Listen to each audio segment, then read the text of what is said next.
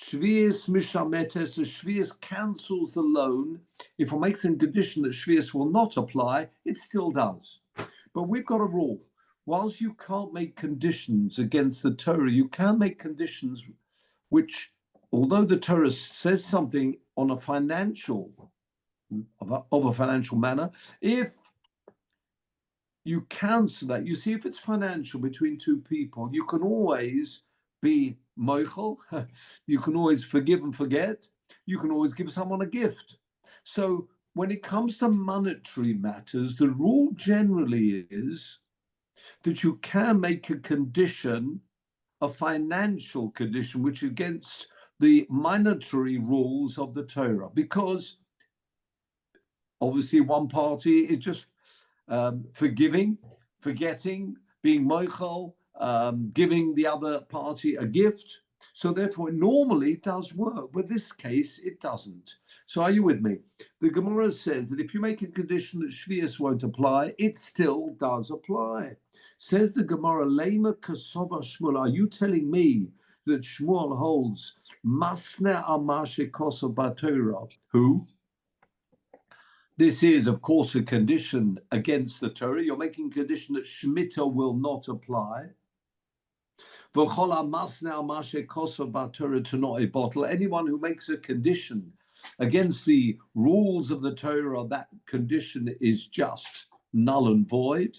But this is a financial matter. And in financial matters between two parties, yes, the Torah says that Shemitah should apply. But if you want to, you can always give someone a gift. So normally, conditions against the Torah on a financial matter normally work. Why is this case different? Not why is this night different? Why is this case different? More than that, for itma we've learned, and we mentioned this,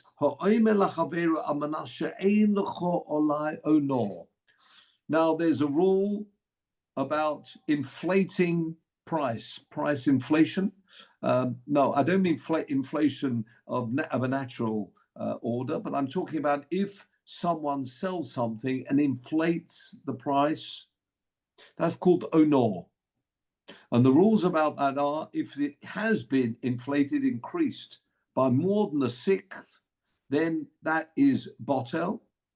Of course, there's always flexibility to a certain degree. That, something's slightly more expensive, slightly cheaper with every item. So that's acceptable. That's part of buying and selling. But if it's been increased more than a sixth, then if it's a sale, the sale is null and void. Now, if someone says, if someone says, I'm selling you this item on condition that you can't claim, if I've increased the price by much more than a sixth, you can't come back on it. If someone says that, no, the other party doesn't have to agree, but if they did agree, he can still claim, sorry, the deal is null and void because you've inflated the price, although the condition was made saying that this sale takes place even if there is an inflated price. But look what Shmuel says. Shmuel oimer ein loy olav onor. He can now not claim, oh, you inflated the price, but that was part of the condition, says Shmuel, and therefore the sale goes through. You should not have agreed at the beginning. If, however, someone agrees and said that if the price is inflated, I want that item, I'm prepared to pay whatever, and the person says, well, even if I've increased it by more than onor, I've really boosted the price, and the fellow says yes, then Shmuel says that's fine. Even though the Torah says you shouldn't really inflate a sale. So we have a contradiction with Shmuel.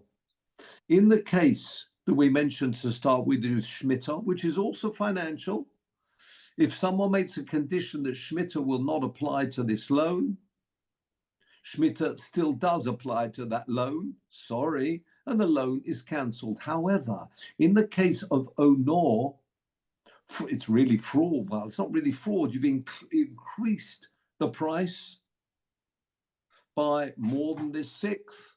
And the Torah says you shouldn't do that. But if you have an agreement between the two parties, and even if the price is increased by a substantial amount, the purchaser is still happy to go ahead with that. Shmuel there says, Ein lo olav, he can't claim you've increased the price by more than a sixth. Null and void, I want my money back. You can't do that. What is the difference between the case of the Shemitah and the case of the Onor, which means an inflated price? What's the difference between the two? Answers the Gemara. Are we happy with that? If not, please say something. Says the Gemara, Ho'itzma alo. Regarding that case, it says the following: Omer Rav Anon lididi mafarsha le mine dishmuel, the last of the narrow lines. The statement of Shmuel about Onor inflating the price, that was explained to me. And once we understand that, with that explanation, we will come back to the Shemitah case. You know what that case is? It's the following. Shmuel was talking about this. If you said a seller says to a purchaser, I'm selling you this, Almanasha ein lecho olai onor. You have no comeback. If the price has been increased substantially, I'm selling this to you on condition that there's no comeback and you can't say you want your money back because you found out the price was much more than it should be. The purchaser doesn't have to agree. You can go somewhere else. But if he does agree, and again, the seller said, look, if I've inflated this price, you can't come back. It's a good sale. Says the Gemara, Ein loy olav onor. That's what Shmuel meant when he said there's no rule of onor. Why? Because the two parties have agreed. It's a monetary transaction. And if the purchaser's happy to go ahead with that, he really wants this item, had his heart, there we are, for a Valentine's Day gift. He wanted that gift, come what may, and he's prepared to spend whatever. And the person said, look, even if the price is much more than it is the general price for this item, and the buyer says, yeah, I don't care. I won't come back to you. I will not come back tomorrow after I've tried to give it to my wife. And she says, and I suddenly realized how much I paid for this and it was really not worthwhile. I can't come back. If the parties have agreed to that, it's no different to giving a gift. The purchaser is really therefore given a gift to the seller of that extra amount. Well, you can always give a gift. However, continues the Gemara, the first wide line, Almanashe ein boy onor. If the purchaser, no, the seller says, he says, what's the price? He tells him the price. He says, it seems a bit pricey to me. Isn't that a lot more than I can get it elsewhere? And the seller said, no, there is no inflated price on this. I'm selling it to you on condition that I have not inflated the price. Then Harei Yeshra Olav Onor. If he's made a condition saying that there's no I haven't boosted the price, then the purchaser can come back and say, excuse me, I found out the following day that this was inflated. The price is much more than it should be, and it's more than the sixth, then he still can come back. What's the difference? In the first case, there's agreement between the two parties. Whoop, hold on a minute, put this outside.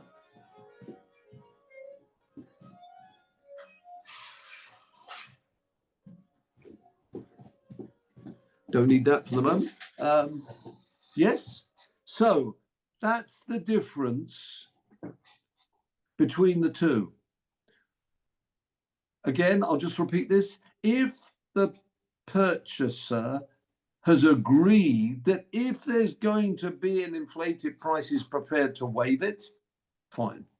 If, however, the seller has said that there's no honor, there's no inflation in this price that I've set for you, and it turns out there was, then he can come back. That is the case of the honor.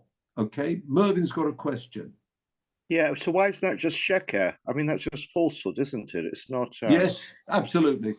Absolutely. It's only compared to the other case. You're right. Absolutely.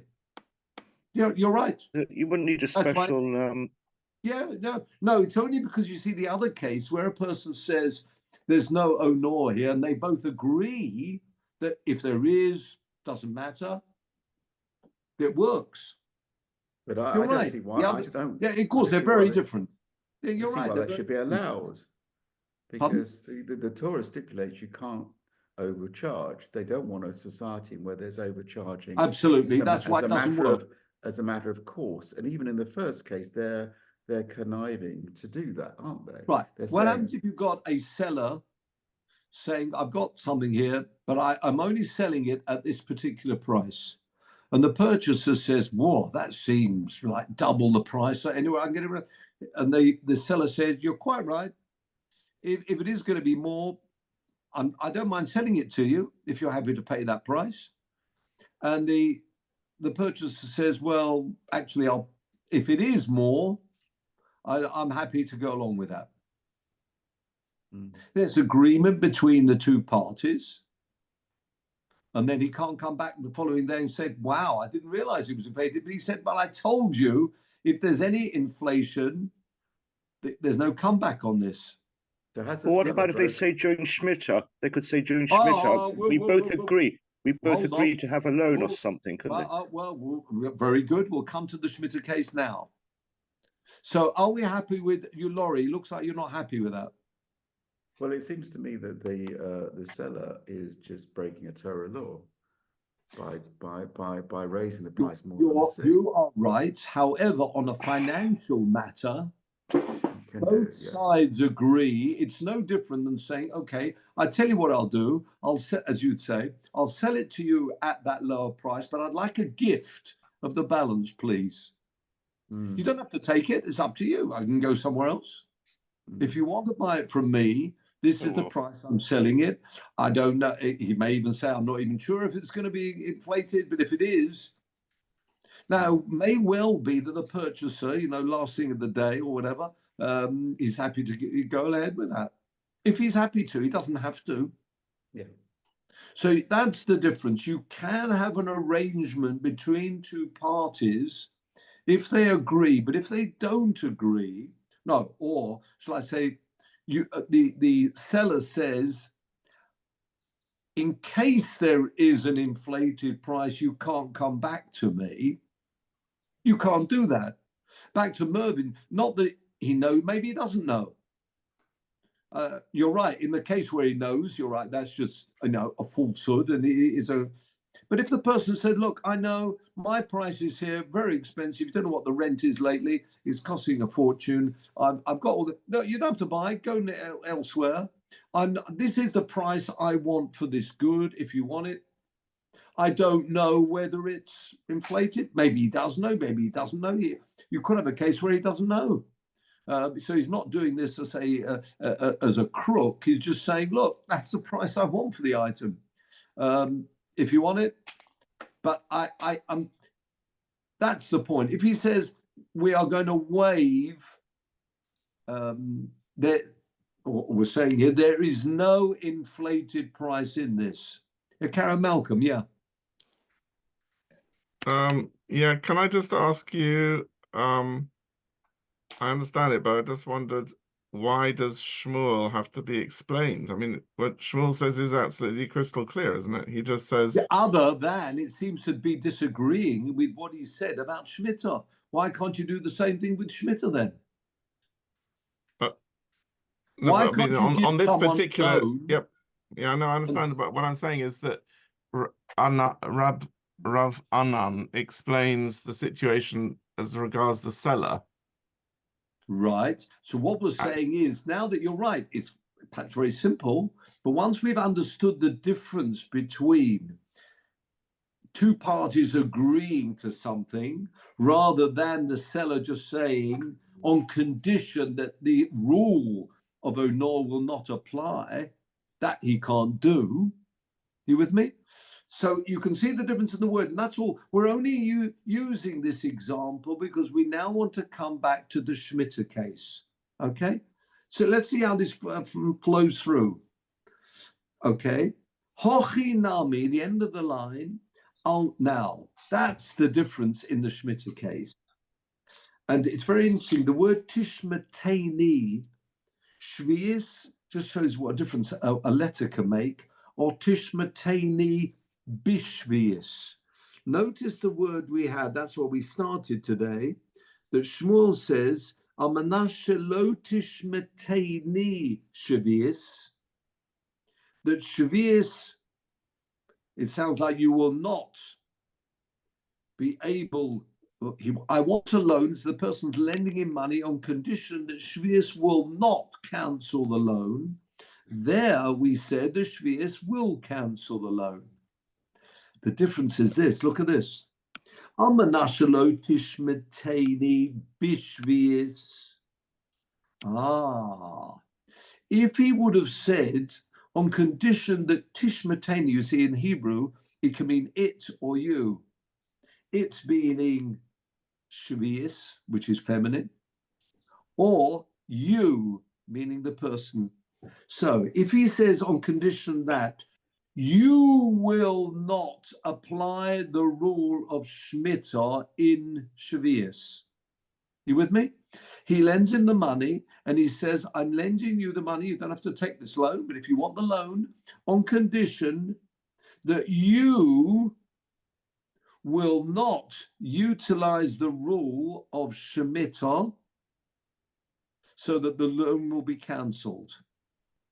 If you say that, Ein Shvius Mishametes, Mishamto, then Shvius will not cancel the loan because there's agreement between the two parties. With me? If there's this agreement up front, and the person taking the loan is happy with that, creditor clearly wants that. The borrower says, yeah, I'm happy to go ahead with this because I really want this loan. I'm happy to pay you after Shvius. It's no different than just saying, I'm going to give somebody a gift afterwards. You with me? That's why it works. So if the person says, Amanashalo tishmateni bishvius, that you will not claim the loan after Shemitah, Ein Shvius Mishametes, then quite right, the loan will not be cancelled in Shemitah. That's not what we were talking about. We were talking Amanashalo tishmateni shvius. That shvius should not cancel the loan. He makes a condition that I don't want shvius to work. Right? Shvius does work. You with me? Have a look at the Rashi. Hopefully it'll become clearer. Lididi mafasha ein lo olavono. Have you got that Rashi? Amen. Cheers. Have you got the Rashi? It's about 8 narrow lines down. And that's where Shmuel was coming from, where Shmuel said the loan is not cancelled. He was talking about a specific case. Let's have a look at this Rashi. Remember the case of the inflated sail.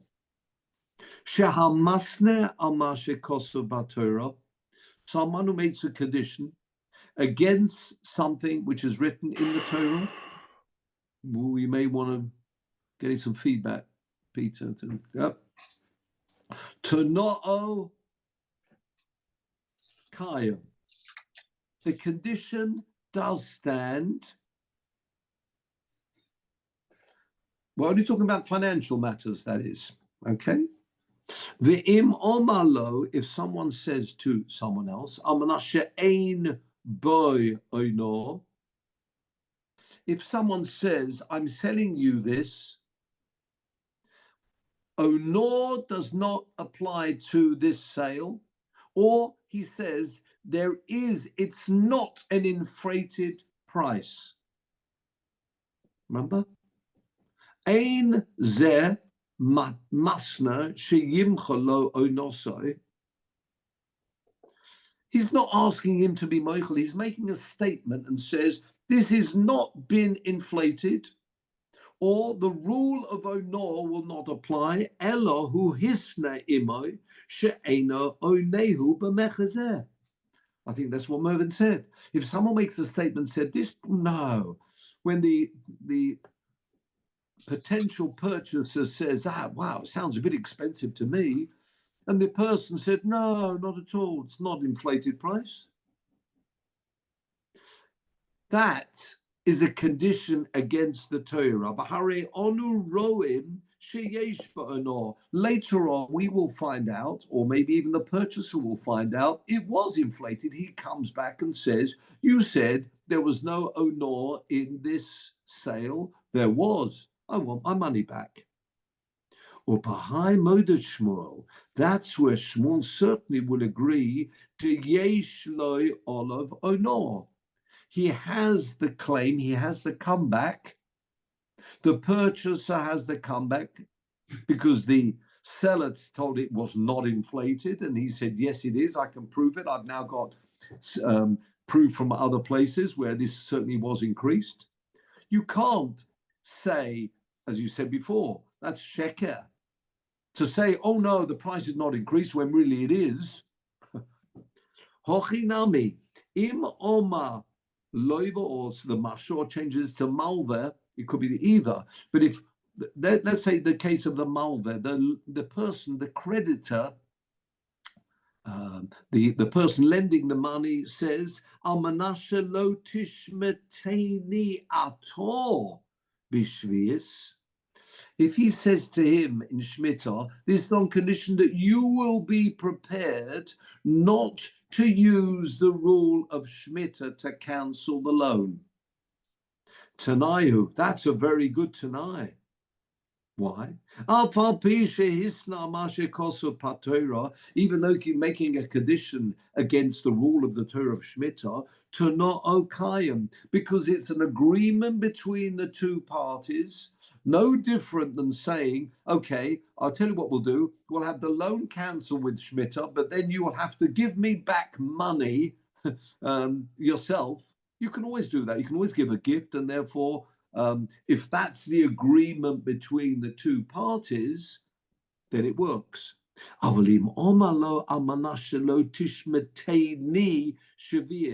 On condition that Shvius will not loosen, not that you won't, but Shvius will not apply. I'm talking about the loan where Shvius, not the arrangement between the two parties, but I'm just giving you this without Shvius applying. It's not up to him whether Shvius applies or not. He has no power to say Shemitah doesn't apply. He can say something else. He can say, I want you to repay after Shemitah. And if the person borrowing the money agrees, that's a different thing. But you can't say the loan doesn't have Shemitah in it, because Shemitah is not up to the individuals to play with. You with me? Subtle difference. Therefore, in this case, if a person said the Tanai will not work. So again, what was the case we started off today? We started off, Shmuel says, if someone says, Shlo tishmeteni shvius, I'm giving you a loan and Shemitah does not apply to this loan. Well, you can't do that. Shemitah applies to every loan. That's that important letter base which is missing. Yeah, if he says on condition that Shvius doesn't apply, it's like saying I'm selling you something on condition that nor will not apply, that doesn't work.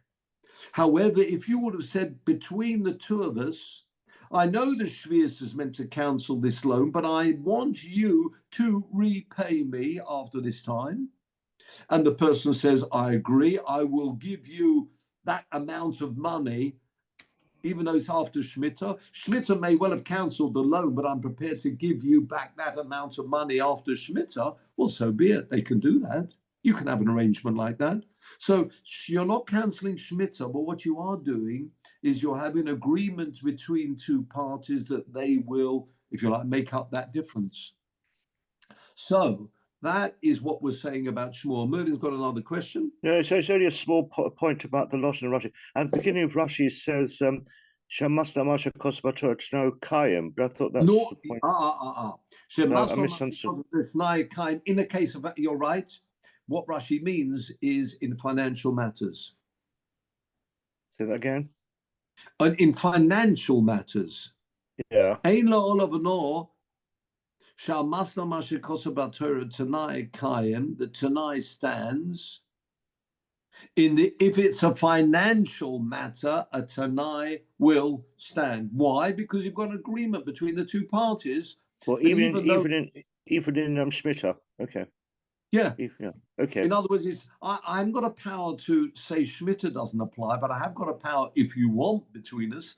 I want you to give me back X, which happens to be the same amount of the loan, and give it back to me. Yeah? Malcolm. But wait, so he doesn't, okay, sorry, but he does later on say Tishpateni Shvius. That doesn't, you can't say that because Shvius overrides it. It doesn't say Bishvius. I don't want you. I want Shvius not to apply. You can't do that. You can't say because it's Masla Masha Kosabator, because it's Masla Masha Kosabator. So I don't understand the Russian of Russia at the beginning. It seems. What he means is on financial. If it's a financial arrangement, Masna Masha Kosabatora financially, but you're making up the balance between you, then Tanai Kaim, it does stand. And therefore, if Masha in Bo no. Okay, all right. Sorry, Malcolm. Yeah. Sorry. Can I just ask a question? Yes. So you have a situation where you have somebody who goes to the borrower, let's say the lender, and says, you want £10,000, so I'm going to loan you £10,000, but it's Shemitah. Will you agree to pay me back? And the other person says, yes. And you're saying that's okay. Yes. Yeah. But now, what happens if he says, so, he goes to the person and he says the same thing, and the person says no, right? Yeah. Yeah. He doesn't agree. But it says doesn't it say somewhere in the Torah that you should not lend? You should not lend. When you should not. Absolutely. So at that point, you've said basically that you're not going to lend it if the person doesn't agree. Yeah, so you're right. Withholding the loan. Yeah, that will be wrong. There is another rule, which you're quite right, that even though a loan may be cancelled, and it is with Shemitah, then still the person should be coming back. I mean, he's always got the opportunity. He can make up a prusbul. He can take a prusbul out anyway and ensure that loan is not cancelled. But he doesn't want to bother with that. But you're right. No, your point was this. Even though Shemitah is going to apply, people should still be lending money. Now, that's a tall order, particularly if it's a large amount of money. The rule is that even if Shemitah applies and it's cancelled, the person who's borrowed the money should still come back and said, it was very nice of you. And a court wouldn't, I wouldn't say nice of you, Shemitah's cancelled the loan, I still want to repay. So there's still that side. It's only right. I mean, in your example, he's given him £10,000. Only right, he gives him £10,000 back. It wasn't really meant to be a gift. You with me? But surely the Torah is saying that you shouldn't want it back. it's saying that you have to cancel the loans. It is cancelling the loans. It's not a nominal cancellation. No, I mean, no.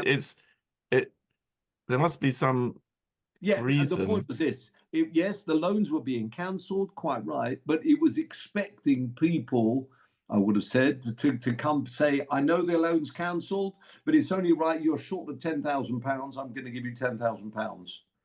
That's what was expected. But of course, what would have happened is people lending money will be quite scared and wary that, in fact, they wouldn't get their money back. That's why we started a principle. You're right. The way it should work should be we're all together in this. Everybody's brothers, the whole of Klal Yisrael. You need a loan. And really just the idea is that we're not in control of our finances anyway. Here today, gone tomorrow type of thing. That's what the word zuz means. It moves from place to place. I'm giving you a loan. Shemitah would cancel the loan. But you'd have expected that the individual would come back, and it's showing that avon, friendship and brotherhood between Klal Yisrael. They're lending somebody money, good faith. Yeah, I know the loan actually cancels, but the fellow really needs the money, and I can afford to lend him this money. Officially it's cancelled. And then the brotherhood aspect of this would be, I know it's cancelled, but you've lost £10,000 otherwise, I'd like to give you the money back. That's the way it's meant to work. Yeah. But sadly, it may not end up like that. And the people may be wary of your £10,000 loan, which ended up a £10,000 gift. People may not want to do that. Yeah, you with me? So it's meant to work both ways, showing that, I know the loan's going to be cancelled in Shemitah. I'm still prepared to give you. You're short of money. You need the money. You need the loan. Fine. Because I don't want to sort of waste time, but I think it's sort of one of those ethical laws, like the release of the slave and the jubilee and things like that, where the idea is that there is inequality and need, and therefore you have the Shemitah year or the jubilee in the case of to sort of correct the balance, as it were. So to have a sort of, I understand the point of which you'd say, obviously to give it back is fair where the person can do it, but let's say the person can't do it. That's in order to allow a system where you can still. A very good point. In other words, you're saying it's a system where you could really give someone a charitable contribution, then they shouldn't feel bad about it because Shemitah's cancelled the loan. It really was a loan. It was you're right. And obviously we're talking about here, the person who can afford to give them that loan with that possibility that it might be cancelled. But at the same time, it's a very nice way, and of course depends how much it was, a very nice way to give someone a charitable contribution. They don't need to feel bad about it. It was a loan, it was cancelled. You're right. A very nice way of giving someone money, if assuming they would have needed it, etc., for whatever the purpose was. But but the other side would have been they would still come back and say, we'd hope, and they'd say, Afal PK, the Gemara talks about that. I'd like to return the loan. Again, they're going to start arguing about that, whether they accept, I don't want the money back. Really? Or maybe they would, yes. But you're right, very good point. It's a very nice, neat way, a pleasant almost of giving someone a gift. And of course, knowing that Shemitah would cancel this, so they would know that when they were actually giving them the loan.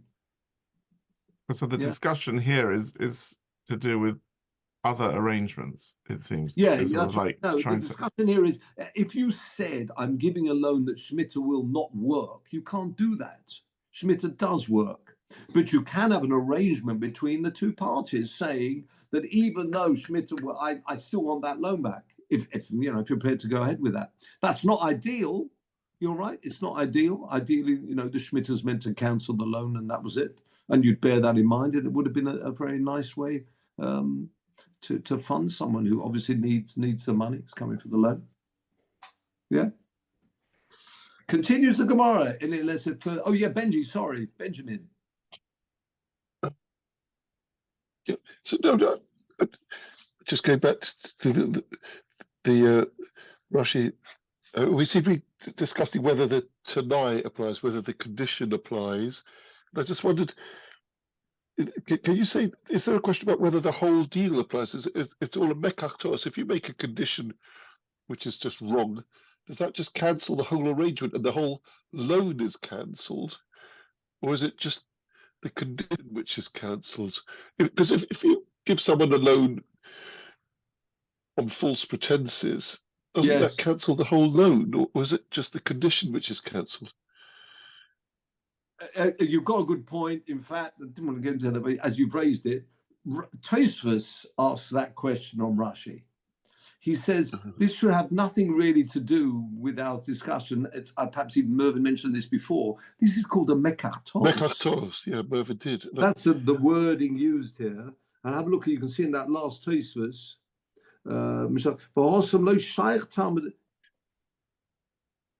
You see, he's calling it a mekach toos. He says if I have a mekach toos. Can you see Tosfos asking that actual question? Yeah. Pirush v'kuntras. I'll do this, Tosfos, if you like. Al manas koloima ani mavtichacho me'ono she'ein boy. Rashi seemed to say, no, I think it's now.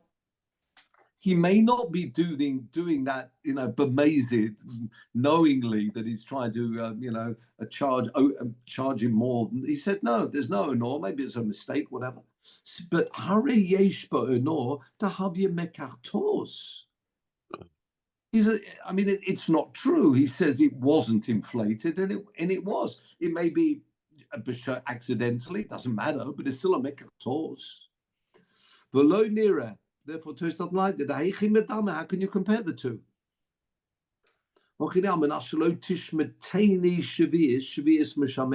You can't compare the two.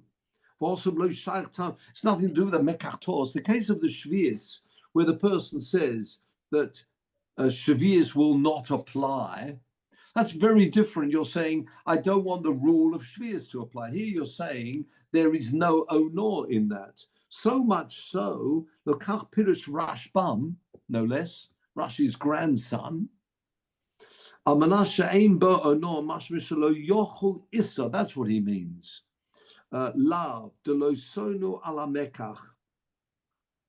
If you make a condition that onor will not apply, of course it will. I'm going quite quickly. You can't cancel onor. Now this is the point. That's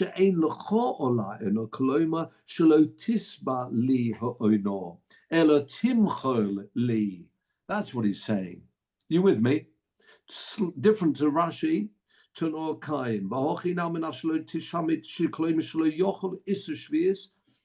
Right? Now, so what he's saying is this. Not that there isn't, yeah? Again, if you're not going to claim it back from me, if you say onor does not apply, the rule of onor will not apply. That's what it's saying. Not that I know the rule of onor, you can't do that. But if you say you're prepared to forego that if it is an inflated price, then it works. You with me? Right, so yeah. Rashi is taking it, in a simple way. I wouldn't say simple, but Rashi is explaining that, he's selling it at an inflated price. It's true. Tosfos would say that's called a mekach toos. You don't need, almost somebody's mentioned before, isn't that obvious? The case, according to the way Rashi's explained it, is obvious. But the answer Rashi will say is, yeah, it may well be obvious, but we're getting the point across. The difference between when you're going against the Torah, or indeed, if it's a mekach toos, or you're saying between the two parties, you're prepared to forego the price increase, I'm prepared to forego, and I will still repay the loan, that you can do. That's the point. So a very good call. And that's the way that Tosfos would have said that. I think that's it. On we go, gentlemen. Are we happy to move on? We're still talking on the same subject. 3 wide lines down, or 3 medium-sized lines down.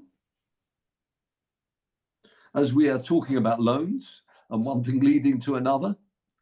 Tonna, we've learnt. And this comes up from Tosefta.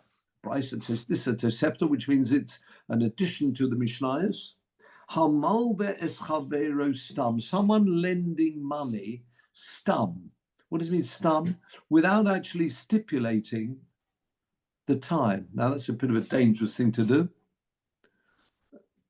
Eino reshai letovo pochos mishloshim yoim. You cannot claim it back within 30 days. If someone gives someone a loan, of course, he got to repay it. Can the creditor come knocking at his door saying, I want my money back after a week? No, you can't. If it was meant to be a week, you would have written a week. But if it's no time mentioned, it cannot be less than 30 days. So it sounds like after 30 days, he can come asking back for his money, but not within 30 days. Continues the Gemara. Soba Rabba Baba Chona Kamei de Rav. This is what Rabba Baba Chona thought in front of Rav. Lemeime, he wanted to say that, suggest the following. That Hani Mili, Amen, Hani Mili, these words apply. B'milva b'shtar. If you've lent somebody money and there's a document which is drawn up, then you would not expect the loan to be for 2 days. As the Gemara said, the lo ovid inish, got it? 5th line down, wide line down. A person would not do torach, he wouldn't bother to kosav shtar botzir mitros in yomin. You're not going to go to the bother of getting somebody to write up this shtar document and get it signed and everything else if it's just for, over the weekend. You're not going to have a shtar for that. You could do, but then you'd have to write something down to stipulate that that's what the loan was. But if there's no time mentioned, it's not just going to be for 2 days. But 30 is the earliest time the creditor can come back asking for his money. Avo milva al pair, if it would just been by word of mouth, sounds like you've probably got some adim too, but you just word of mouth, no documents signed up. Lo, this, in other words, the original rule we had, which came from the Tosefta, if there's a loan and no time was mentioned, then the loan must be for at least 30 days. It's got to be a month. So originally, Rabba Baba Chona said in front of Rav, presumably that Tosefta is only talking about if it's a loan with a document. Nobody's going to bother for that. But if it's word of mouth, I don't know. If no time is mentioned, maybe the creditor can come back anytime he likes, even after the weekend. If you wanted a longer loan, then you should have stipulated, and there were witnesses there to hear that yes, the loan was much longer. But all you said, look, I'm short of a £10. Can you lend me £10? Yeah, here we go. And there were witnesses there. Then who says it's for 30 days? You would have said 30 days, wouldn't you? Omale Rav answers back and says the following. Hocha Oma Habibi. This is what Habibi said. There we are, Habibi. You like the word Habibi? Good day for Valentine's Day, I would have thought. Habibi. Normally Habibi, it's got a double meaning actually. This is Rav saying, this is what Habibi said. Have a look, please, at the Rashi. Habibi. It's a Targum of Doidi. Well, there you are. It's more a question, isn't it? Hachi Omar, did Habibi say this? You said Hocha. No, Hachi is a question, isn't it? No. Hochi, you're right, and that's very typical. It's as we often find here. It's all in the intonation. The tone, isn't it? No, you're right. You could read it your way. you want to read it like this. I'll read it my way. You're right, that you could certainly read it like that, but it wouldn't flow because you'll see this is an answer he's giving. All right. So often it's often like that when you're reading the Gemara, you can read it so different ways as you can in English too. Without the dagesh, I think in Ivrit. In Arabic, it's with a dagesh, but in Hebrew, it's chavivi, I think, isn't it? No, he was talking about the word hochi. Hochi. Hachi. It's more the modern parlance. Hachi or ma chabibi. I mean, it's some you could do, or more hachi. snaggy, You could say the same thing. Hachi or ma chabibi. I mean, I don't know if you would the word hachi in the Ivrit. I don't think you use it much. It's Aramaic, isn't it? But so it depends how you put the intonation. Hochi oma chabibi or hochi oma chabibi. Yeah. All in the. But is Habibi? So Robinson, now we get to the Habibi. You're right. It's really Habibi, isn't it? Yeah. From the word Chaviv.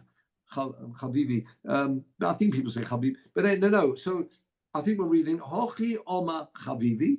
This is what Habibi said. Let's read the statement first, and then we'll come back to this wonderful word. Echod Hamal be'bishtar ve'echod Hamal be'al peh. It doesn't matter. A person cannot claim back earlier than 30 days. Of course, he can pay back whenever, if he wants to pay back earlier, he can do. But if somebody lends somebody money and they don't stipulate a time, it's got to be at least 30 days. But after 30 days, he can come back when he likes. But you can't say, I didn't expect it to be for 4 weeks. Well, then, without stipulating, you must expect 30 days. And in fact, continue the Gemara, Tanya Nami Ochi, we've got a brisa which supports exactly what we've said. Hamalve es chavero stam. Stam means without, it's open-end, no mention of the actual time. Einoi rashai letovo pochos mishloshim yom. And it continues the brisa exactly like Rav had said from his Chavivi. Echod hamal ve'bishtar ve'echod hamal ve'al peh. And the Gemara will go on. Actually, we won't have time for that now. But the Gemara will go on to and certainly an asmachta from a posuk to show that this is what happens. But the point is this: if a loan is given without ve'echod hamal ve'bishtar ve'echod hamal ve'al peh, and just calling on, actually, let's have a look at the Rashi. Targum shel Dodi. So again, Habibi means my beloved, my friend, my beloved, but it also means my uncle. I think Dodi normally, in Hebrew, you would use for uncle, but actually Dodi can also mean my beloved. Dodi, we have that often mentioned in Shiur, Dodi as well. So you can mean my beloved or my friend, my. Yeah, indeed. Not in modern usage, but in modern, yeah, but certainly in more classical usage, you could use that. Excuse me, can you say where the Rashi is? Where is it on the page? Rashi halfway down. And at the beginning of the line is Ein Kan Tanoi. Then I've got, if you've got a bold introduction of Rashi, it will be Chavivi. Have you got that? No, halfway down the page, the Rashi, actually the word Chavivi is in the middle of the line, just to make it more difficult. Yes, got it. So what's this? He says it's the Targum of the word uncle. Why? Because Rab Chia, Ochi Oviv Hoyo. Rav Chia was the brother of his father. Right, now if I can call upon Peter just to close, let's have a look at the Gemara Sanhedrin, please. Sanhedrin Daf Hey, just to close. Talmud, Sanhedrin. Drop down a bit more. Said a Noshim, no. We want Nezikin, and we got Sanhedrin. And go to Daf Hey Omid Aleph, 5a. Right. drop down quite towards the end of this Omud. Right at the end. Oh, no, just before that. Yeah, up. Here we are. Second line there. Hochi Hava Maisa. There's a very interesting story there. But the main point is this: the Gemara mentions for Omama Evu China Sheila and Martha, not Martha, my dear. Evo, Martha, China. Who you got there? Evu, Chana, Sheila, Martha. And next one is Rabbi Chia. Kulhu. They were all B'nai, the sons of Abba Ba'acha Kalsala. There you go. Mikafri. Other. You with me? So they're all the how many we got? 1, 2, 3, 5 brothers. Avu, Marta. Ooh. Interesting colours coming up here. Ooh. I think you may want to remove that. Okay, it's fine. No, a nice bit of colour for us. So there, we got. Have you got it? Second line down. Avu, China, Sheila, Marta, and Reb Chia are all brothers. Now, if you double press on that, and let's see what Rashi says about that.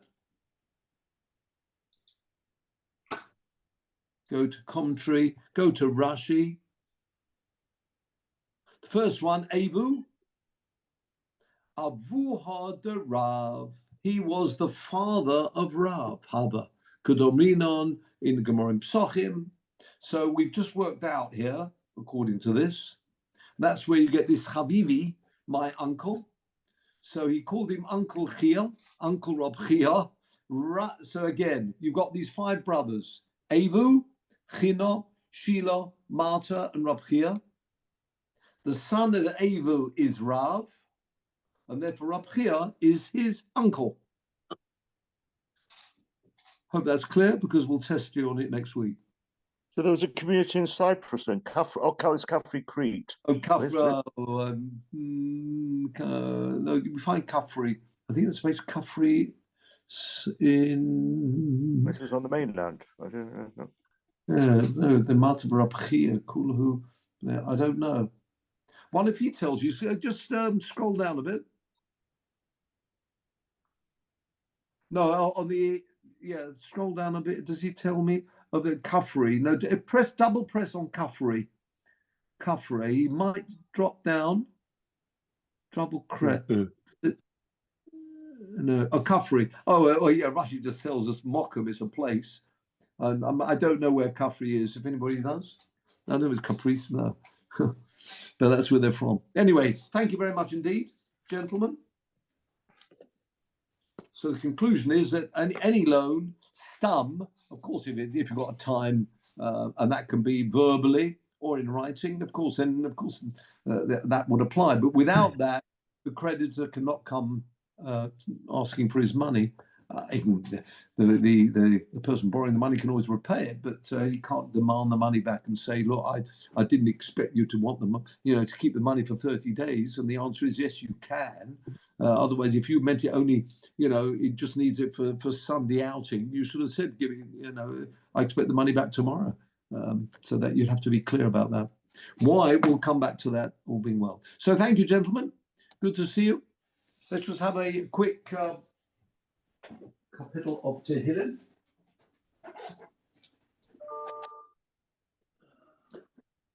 Yeah. Have a look at chapter Kuf. Oh, Peter might bring it up on the screen for us. 120.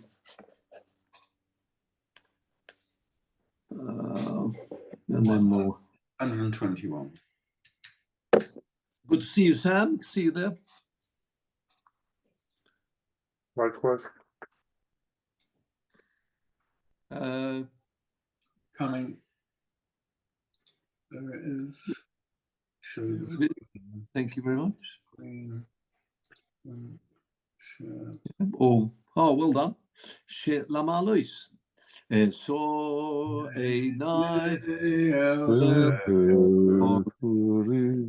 May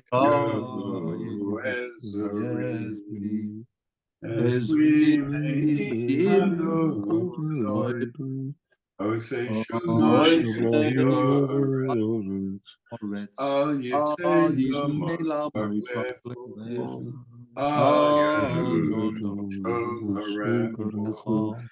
in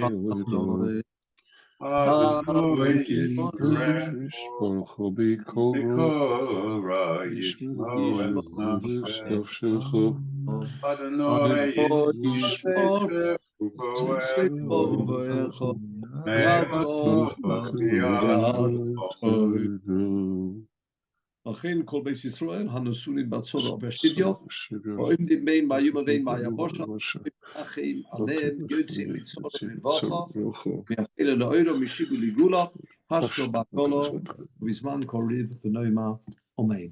Thank you very much indeed, one and all. Thank you, Peter. We got there. It was fine. So I was hoping you'd actually